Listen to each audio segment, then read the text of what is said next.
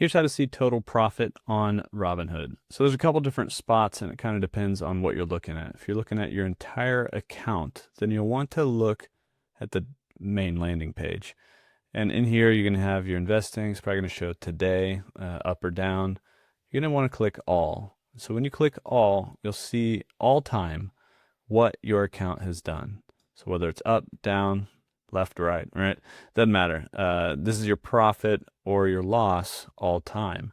My account isn't this high anymore, but I sold a bunch of stock, and so I profited 4,000, right?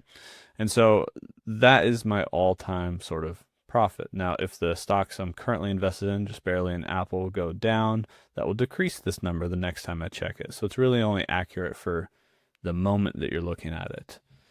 So that would be the profit of your entire account, whether it's profit or loss. Another spot you can go to is in the account drop down to investing. Now inside of here, we're going to scroll down a little bit and you're going to see all the stocks that you currently own. And you can see the total return on each one of those stocks. And so depending on what you have here, now, like I said, it doesn't show the historical stocks that I owned and sold, but it does show that right now I have Apple and my total return on Apple is down 14 cents, right? Now, the other thing you can do is individually, you can click on those stocks and go to the stock landing page of any stock that you own.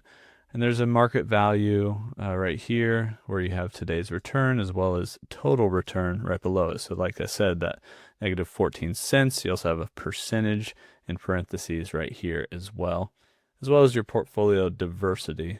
And so that's where you can see individually what a stock's total profit or loss for your account is, depending on when you've bought it and when you've bought all the shares, etc.